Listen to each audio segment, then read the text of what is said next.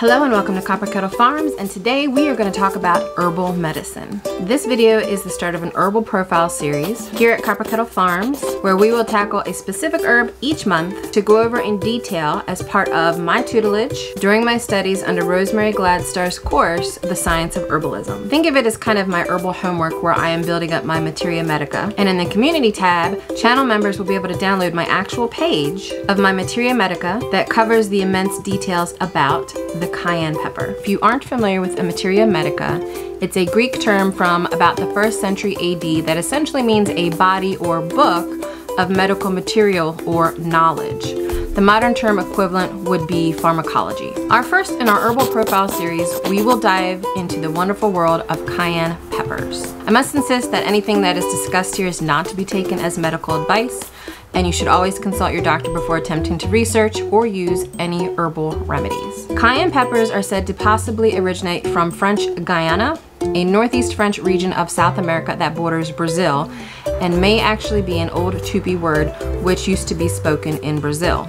They are found to be as old as 7,000 BCE due to fossilized stool findings. The parts used are basically just the fruits themselves, or rather the peppers, not the plant or the leaves or the roots. Ironically, it's technically a native perennial plant, but for most of us here in the United States, such as us here in Pennsylvania, it's easy to grow as an annual that is harvested about 75 days when the peppers are about 4 to 6 inches long. It needs light, well-drained, moist soil, and we have to be mindful not to overwater. The systems that cayenne peppers affect are the circulatory system, nervous system, heart and immune system, and it's used for pain relief, circulatory stimulation and soothing, and of course, delicious culinary dishes that provide heat to the dish and of course the body. The specific indicators, which are basically a fancy word for saying the specific words used to indicate what it is being used for or how it affects the body. It's an analgesic, it's antimicrobial, antioxidant, cardiac tonic. It is a carminative, an antispasmodic, circulatory stimulant, diaphoretic, rubefacient, which is like a counter irritant. It's diffusive, expectorant, an antiseptic, astringent, and an emetic. My favorite way to use cayenne pepper is, of course, to spice up dishes such as curries or stews or most meat dishes. But I will say I'm also very prone to sprinkling a little bit of cayenne pepper on hot chocolate and adding a little bit more warmth during the winter months. If you were to make an infusion of cayenne pepper, you would take about ½ to 1 teaspoon and add it to a cup of boiling water. You would steep this for about 10 minutes and mix 1 tablespoon of the infusion with warm water and drink it as needed. I would probably add honey to that as well, simply because that's awful spicy without something to sweeten it. Cayenne is also known to be used in topical salves for pain relief. You can almost make a version of icy hot by simply making a salve of 1/2 cup olive oil, 1 tablespoon of cayenne powder, 1/8 cup of beeswax, and then a few drops of wintergreen oil. That kind of gives it that hot, cold vibe. I would make the herbal oil first, and then you add the beeswax to kind of harden it into a salve. 𝙎𝙬𝙧𝙙𝙬𝙬 actually lists a use of cayenne for cold feet, where she would actually sprinkle no more than about 1/8 teaspoon into shoes and warm the toes. If it became too hot, you would mix an equal amount of dried ginger powder.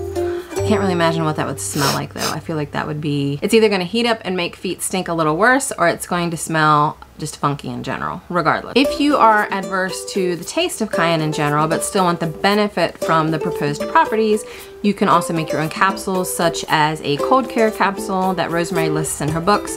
It consists of 1 part echinacea, 1 part golden seal powder, ½ a part marshmallow root powder, 1/4 to 1/2 part of cayenne, and then of course your capsules. You can use gelatin capsules, or I think they have vegan capsules of some sort. You can take 2 capsules every 2 to 3 hours at the sign of a cold, but don't take more than 9 capsules in no more than 2 to 3 days.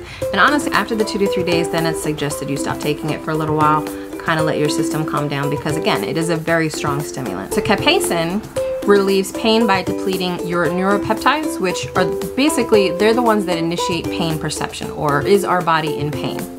The pain is blocked without effects on other sensations such as touch or vibration, whereas if you use something that's kind of like numbing, then you don't feel the skin. So therefore that particular medicine is doing more than just providing relief from pain. It's actually numbing your joint or your system, and cayenne does not do that. However, the regular use of cayenne as a topical agent can degenerate the epidural nerves, but you can rebuild those after about 6 weeks of stopping using the topical version of the cayenne. Cayenne also gets your blood circulating and acts as an analgesic to relieve topical pain, such as arthritis. It relieves congestion. It assists in your digestion by actually stimulating the saliva and your stomach enzymes, which also signals the brain to release endorphins.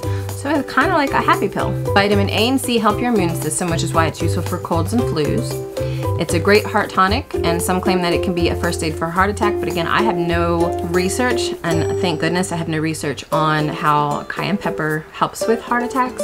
So that is something I would certainly consult with a doctor about. Do not take my advice on that at all.